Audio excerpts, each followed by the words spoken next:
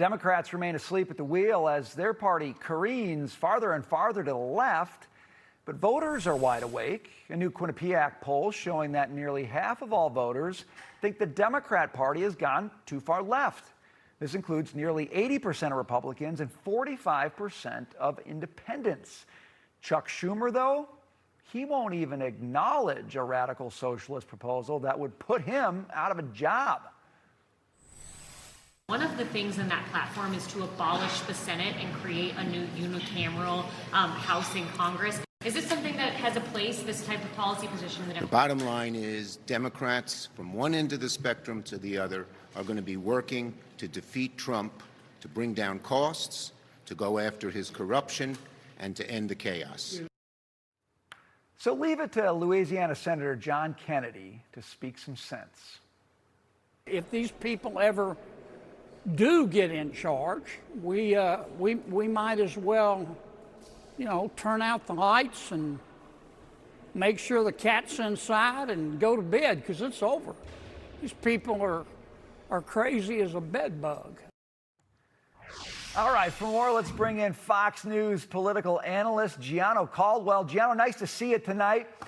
Look, I don't care if Chuck Schumer ever gets the story, if he ever gets the picture, but the fact is the Democrat Party right now is being infiltrated by people that don't just hurt Democrats in primaries or elections. They would hurt the whole country. And guys in leadership like Schumer are totally living in denial.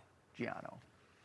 Well, Brian, the Democratic Party is dead. The socialists have killed it.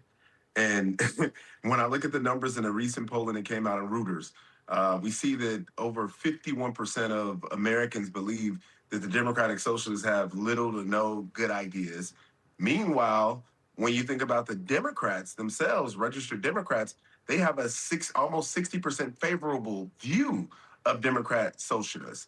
And when you consider the fact that 67 out of 100 major cities are ran by Democrats, if you live in an urban center, more likely than not, you're going to be voting for Democrats at about 60% or better.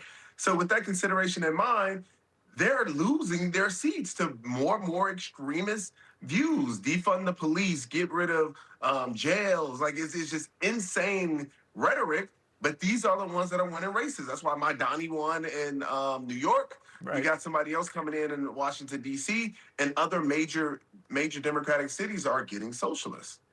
Young Democrats say they want the old guard out. They want to toss Chuck Schumer. They want the new socialists in there. Look, I think they're crazy, Gianno, but can you blame them for wanting something different given the leadership they have right now? No, of course. And we all went through the 4 years of Biden. We saw what that was like. So, yeah, I mean, it's no problem why they would want change, but some of these folks are very, very extreme. And you think about the makeup of the DSA, young, elite, white. This is not working class people. It's not your grandfather's Democratic Party.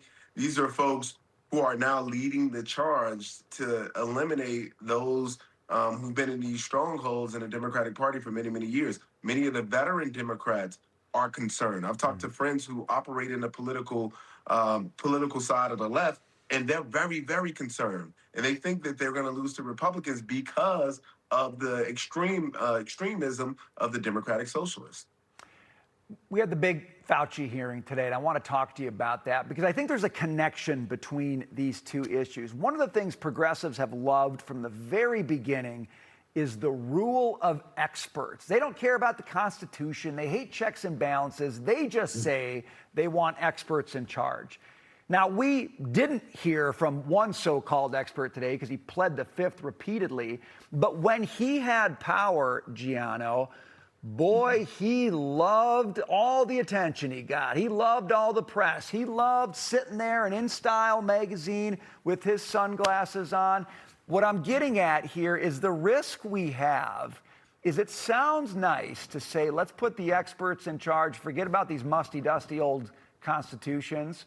But when you put guys like that in charge, what you get are megalomaniacs who will do whatever the tyrannizers want. Gianno, what do you say? Now, all of a sudden, he became a big celebrity. People, George Clooney and Julia Roberts and other folks want to hang out with. And I got to tell you, the things that he did, the devastation that he caused, the ruining of families, the injury that some people face with COVID, the lies that he told. You get the shot, no problem. You'll never get COVID. Do this, do that. Like, it was all lies, the majority of it. And we called it out constantly. We called it out constantly on Fox News.